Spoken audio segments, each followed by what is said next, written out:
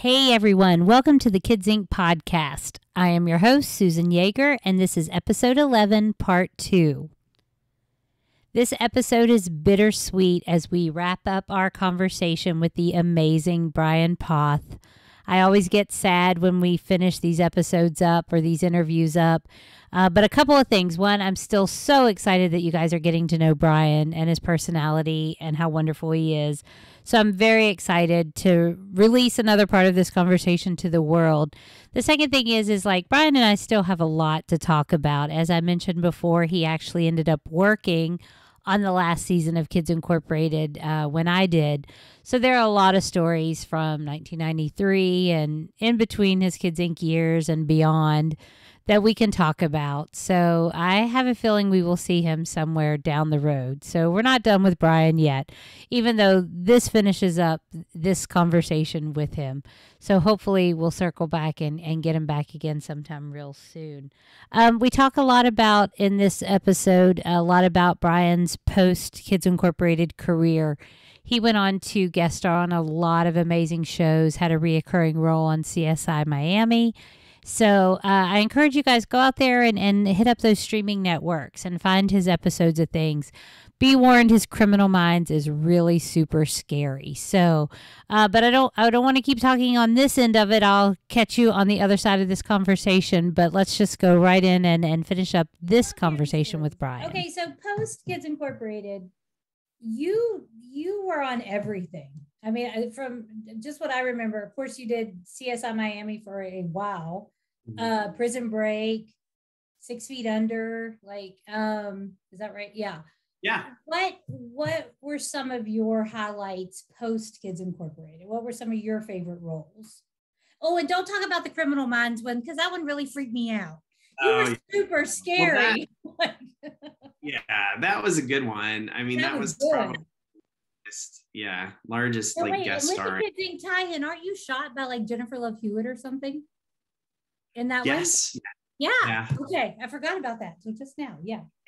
She did it. We didn't know. I mean, I don't even know if I was able to tell her like, hey, I was on Kids Incorporated too. I might have been able to. I don't know. It was very weird. Yeah. Because when you're shooting, like most of my scenes were not with her, and then she just came in at the last moment. I think even like a double shot me, and then they did a close-up of her. She was pregnant. I think she was pregnant at the time. Probably. So yeah, I mean, I have 6 Feet Under for sure was like just a huge, like a breakout, critically acclaimed HBO hit. And so, and the part I had was like the Matthew Shepard character who was gay bashed and haunted the main character to like come out to his parents. So in a lot of ways, or to his mom or family, in a lot of ways, I mean, it was just an important moment in like television history. And I didn't know I was part of it. So just historically, as like being part of something so important for, you know, LGBT community, for the entertainment industry, you know, I think like that's my favorite because it's forever etched. It's kind of iconic in a way. The show was iconic. The season was iconic. The people that were on that show are just the best actors ever. And Alan Ball was the creator of that show, and he had just finished American Beauty. So there was a lot of buzz around it. Right. So yeah, 6 Feet Under, and then True Blood. You know, I got an opportunity again many years later to be, you know, to play a vampire on True Blood, and that also was an Alan Ball show.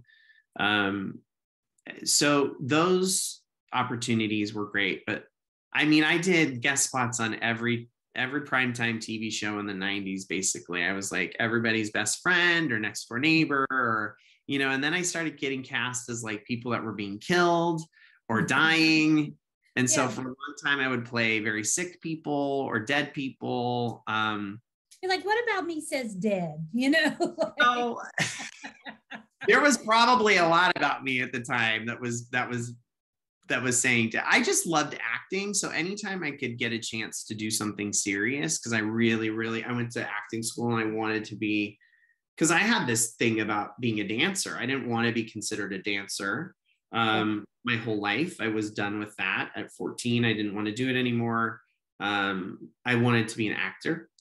And so I wanted to be taken seriously. And so those opportunities I got to really act and show emotion and stuff was good. So anytime I could play dead or dying, was a good opportunity because, usually came with some tears and, some emotion. So yeah, you got to get gritty. Yeah. The only negative experience really I ever had was on CSI Miami, and it's so sad because it was such a hit. It was like the #1 show in America and the world, I think, for the first 3 seasons. And it just was not what I expected. It was just, it seemed, and this is just me. I was very, it sort of burst my illusion of what being on a hit TV show could be, because it was very formulaic. Everybody on the show was kind. Everybody on the show was amazing, especially Emily Proctor. But we did the same thing every week. I mean, I was sitting in the same chair, staring at the same television monitor, babbling some I didn't know what I was even saying, right? And,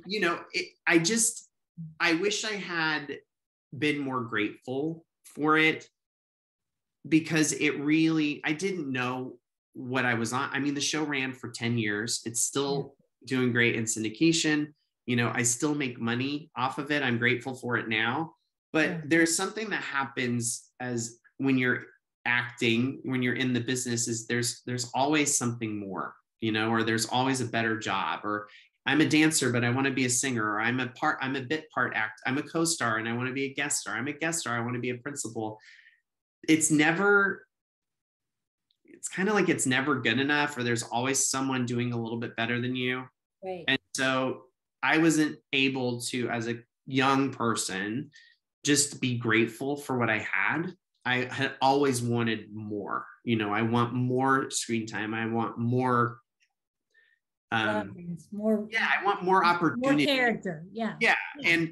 But I watch the show now and it's like I've got 2 scenes an episode, but I was good. Like character. I thought in my head, oh, this is I could do this in my sleep. Yeah. But I didn't really, I wish I had, and I say it was a negative experience only because I made it a negative experience. I wanted more.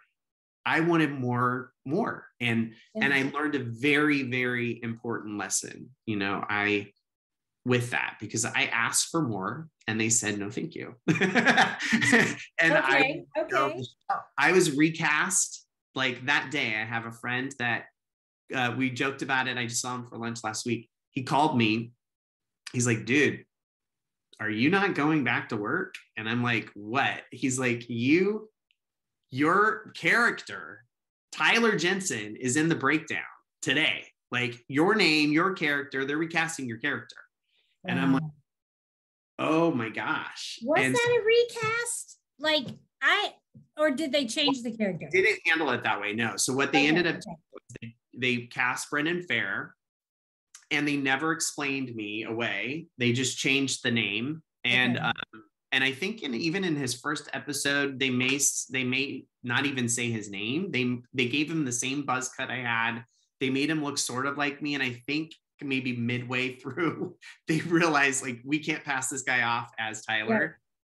Yeah. So or I don't know. I mean, maybe they just completely made a different character named Dan Cooper. But and he was great on the show too. So that's the only kind of negative experience I had out of my entire acting career, was just not being able to be grateful for the tiny part I was given, because that tiny part lived on for, we're 20 years later. It's still on television, so I just didn't have perspective, That comes with age. Yeah. Comes with age, wisdom. Yeah. It's all the gray hair. I've got it too. My niece just dyes it. But now you got out of acting, and I think you went on to something infinitely more important. And so I want you to tell everybody what you're doing now and how all the Kids Inc. fans can get in and help on this new adventure that you're doing, because this to me is so much better than anything you've ever done. Not that everything else wasn't great, but this is just amazing. Well, thank you. So, yeah, I am now, I'm the co-founder and executive director of a local LGBTQ center here in my hometown where I grew up, and ran away to become a big star. So a couple years ago, my sister got breast cancer, and when she was diagnosed with stage 4 breast cancer. So we sort of knew there was limited time, and we were hopeful, but we were also realistic. And there are a lot of things that kind of happened. I was just not working as much, and there wasn't enough opportunity. And I went through a big breakup, and I just was starting to get really homesick. And so I ended up coming home on my birthday for my 39th birthday. And I never went back to LA. I spent the weekend with my sister, and it was just the perfect storm. And I just knew that I needed to be near my family for lots of reasons. And for, I needed to get better. I was not doing very well. My sister needed to get better. She was struggling. And I just thought I have nothing to go back for, my career isn't working out. I'm going to move home. Well, I thought it would be temporary. And it ended up, it wasn't. And so, a couple of years here, I was still working in LA. I did Criminal Minds. I was living in my sister's, spare room.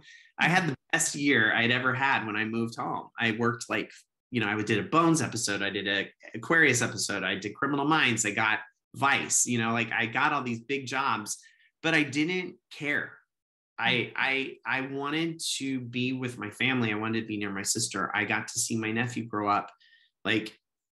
I got to live with my family. I hadn't seen my family in decades. I was living in LA working. I was too busy. So it was kind of beautiful. And what happened is that I didn't know what to do with my life. I'd only ever been an actor.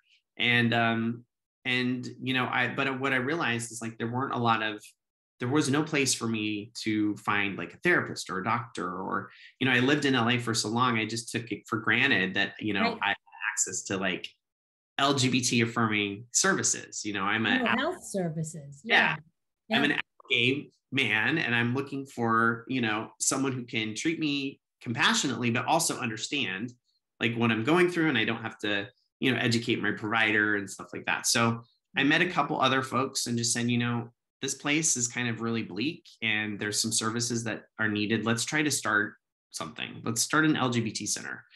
And so that happened in 2016. And from there, we've just grown. I mean, we have a lot of community support. There was really nothing here. So I think we filled a vacuum or a need. And so people just poured their love and their support into us. And so we've just grown and grown and grown and grown. And so the community center is called the Source LGBT Plus Center. You can find us online at thesourcelgbt.org. And we just bought a building. We have a campus. We were in this little basement office building for 6 years. And so now we've got 13 employees. We have 20 different programs. We serve people living with HIV. We serve our trans community. We also have a youth leadership academy. We've got a lot of stuff going on. But I became sort of like an employer and workers and, an expert in my community at LGBT mental health and all this stuff that I didn't know I could do, but nobody else was doing it. And so, I just sort of feel like, in a way, the people that felt stuck here by accident, or by bad choices or whatever reason, we came back home, because my business partner, Nick, had a similar story, just came back home, thought it would be temporary. We were used for a greater purpose. The universe had a plan, God had a plan. And because we had lived like pretty successful lives in larger communities and knew what a community center could be and should be to folks, we were able to very easily put that together and explain it to people. And so I think my acting prepared me for this, to be in a room and talk to people about something that doesn't exist, and convince them that it's good for them. Yes. I basically, that I used my acting skills the last 5 years to build something, out of nothing with people, and and sell an idea. And what's wonderful is that everybody who signed on to help is with us. They've been with us along for the ride. They started out as volunteers, now they're employees, and we help thousands of people a year, get housing and medication and food vouchers and just access to peer support and stuff like that. So it is beautiful. I've learned a lot. It's exhausting. I bet. I will say that, and the plan is, I didn't want to start something that I couldn't finish. And I definitely feel like this is a legacy that I will have for the rest of my life, that far outweighs, any episode of CSI Miami or Kids Incorporated. I'm starting to see kids come back from our leadership academy that went away to school and come back and return and become either board members or staff members or therapists in our community. So I'm starting to see like it's working, and it's making our community safer. Because I live in a rural part of California that's basically like the most conservative part of the state. I mean, it's basically like, no offense to Mississippi, but they call it the Mississippi of California. It's the West Virginia. Yeah. Or West Virginia. Yeah. I got it. Yeah. Not a lot. There's a lot of poverty and a lot of, and a lot of need. And so it doesn't feel like California, so we're just trying to bring everybody up here to kind of like, hey, you live in California, it should be like this. Right. Yes. It's wonderful. It's the best role I've ever played. I still am acting every day. I don't know what I'm doing. I just pretend. Faking it till you make it. Yeah. But it's been the best experience of my life for sure. Oh, I'm just so happy for you. I'm proud of you. And when you talk, I just see like someone throwing the stone into the lake and the ripple effect. The ripple effect you're having, I don't think you'll ever know the full extent of the work that you're doing and the changes you're making. And the fact that you work every day to make people love and accept, love and accepted. And you're just letting people be who they are so they can go out into the world and change it. And I'm just so proud of you and so happy. And I hope your source serves as a jumping off point for every little town. Like I don't know how anyone would do it, but I think every town in America needs. It does inspire people to start their own things, so there are little communities around us that are starting, little pop-up centers and, things like that, and every community is different. Right. Every community needs a little something different. And, maybe I know this could have only happened in Visalia at this right time. If we had tried it a town over, we would have been closed within 6 months. So there's a time for everything, and the right people in your community, if you're struggling, if there's any LGBT people here listening to the podcast and you don't have a community center, the right time will happen, and the right people will come together to start something, hopefully, because it's not always safe, in communities to start something and be visible and have a space. We were afraid when we opened that, the year we opened, there was a center in the Midwest that was burned down. And that was like in 2016. Yeah.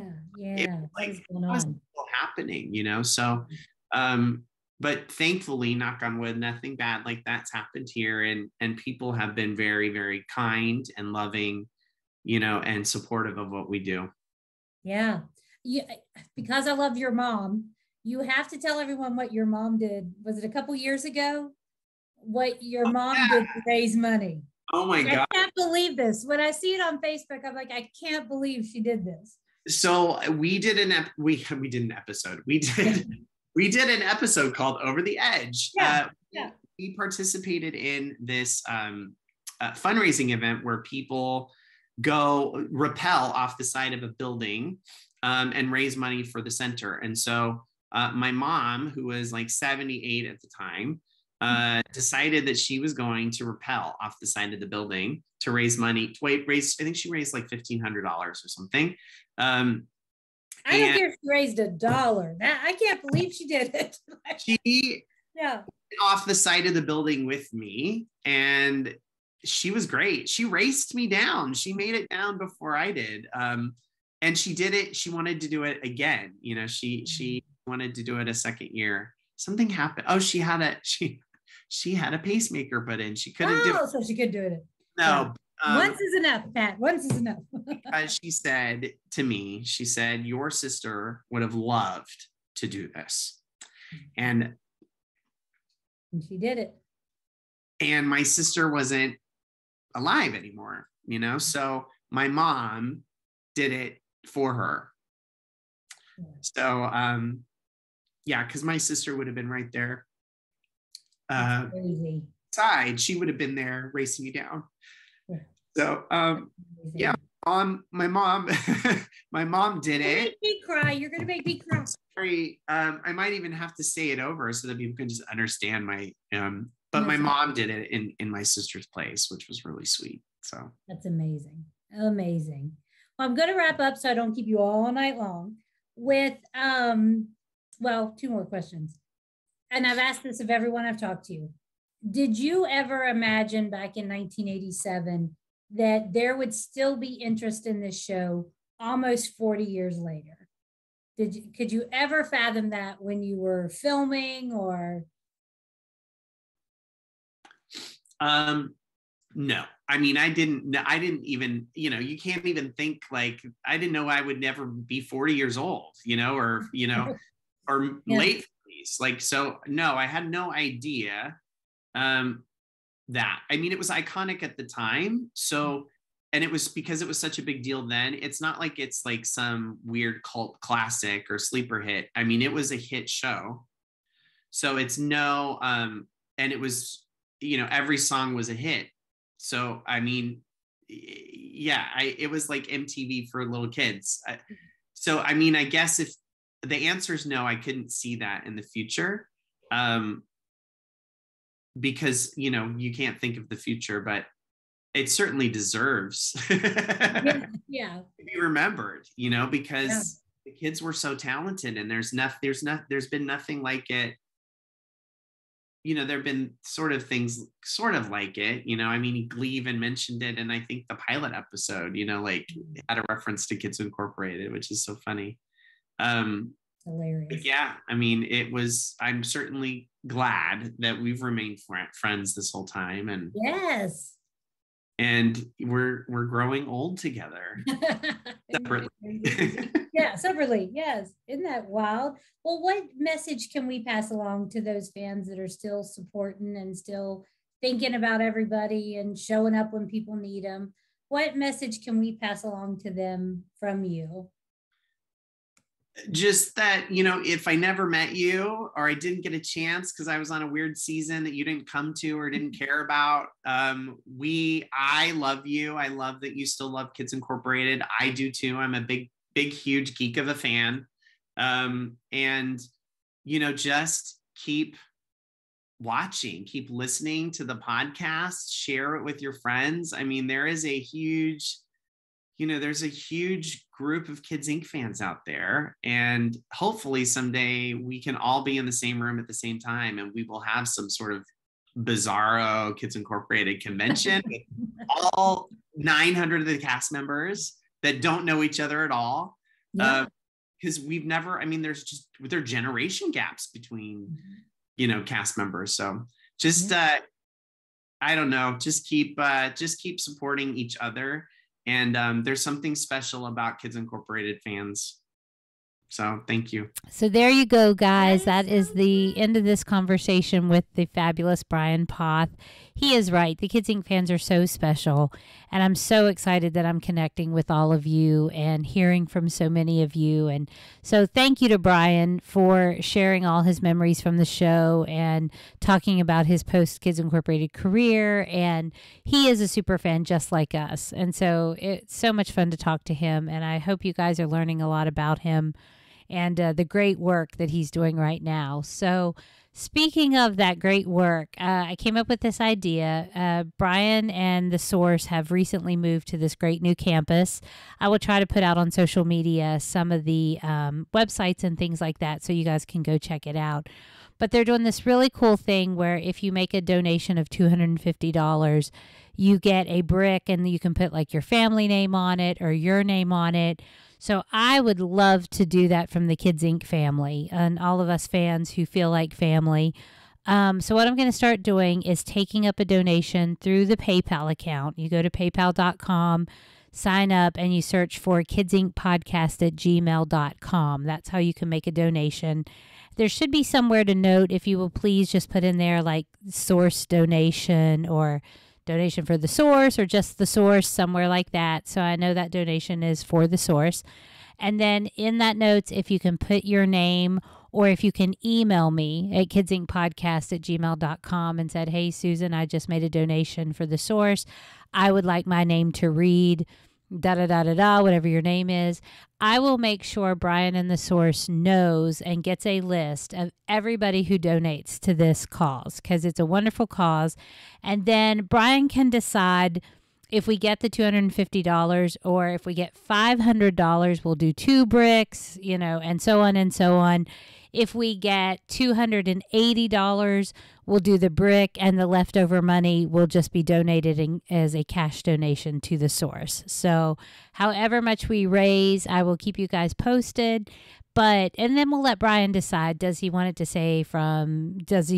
say Kids Incorporated? Does he want to say from the Kids Inc. fans? Does he want to say Kids Inc. family? Whatever Brian wants to say on the brick, but we just want the Kids Incorporated fans to be represented. And I thought this would be a great way to give back to Brian for all of his time that he gave to us. And, he's not asking for it. He doesn't know this is going to happen, but I just thought it would be a great way for all of us to help him out in such great work that he's doing. So if you guys have any questions, email me at kidsincpodcast@gmail.com. I'll try to answer all your questions. And again, just go to paypal.com. Look for kidsincpodcast@gmail.com. That's how you can make a donation. $5, $10, $100, whatever you can do. I don't expect anybody to donate a whole big chunk of money, but even $5 from a lot of us fans will go a long way. So do what you can. Let me see if there was anything. Oh, yeah. So Brian will probably be a guest somewhere in the future. If you have any questions for Brian, if this sparks anything that you wanted to know or learn more about, just send messages to kidsincpodcast@gmail.com. Send them for any cast member. Hopefully we'll get some more people lined up very soon. I've got a couple in the works, but we haven't quite ironed the whole thing out yet, so we will. But if you have questions for anyone, just send them there and we will try to get them answered. I'm trying to see if there's anything else on my notes. I think that's it. So be good to others, be good to yourself, and may the joy, excitement, hope, and magic that was Kids Incorporated find a way into your life every day. See you next time, and stay tuned for something super special. Thanks, guys.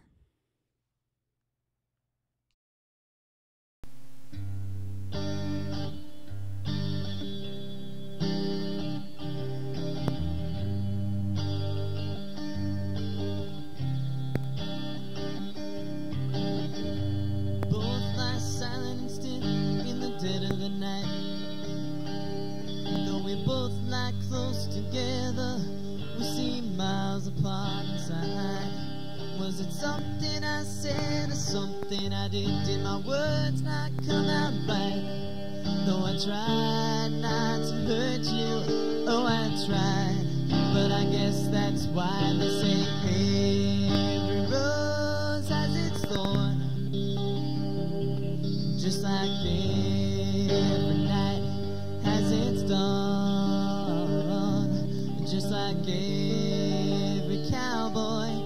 a sad, sad song.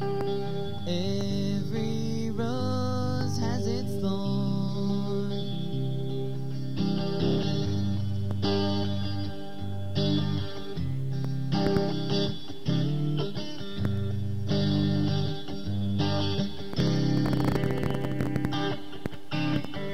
I heard a song playing on the radio where the DJ said love's a game of easy come and easy go.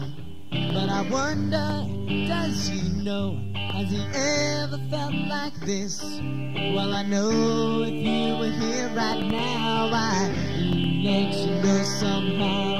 Every rose has its thorn, just like every night has its dawn. Just like every cowboy sings a sad, sad song. Every rose has its thorn. I know it's been a while now, I can still feel so much pain, like a knife that cuts into me. That scar on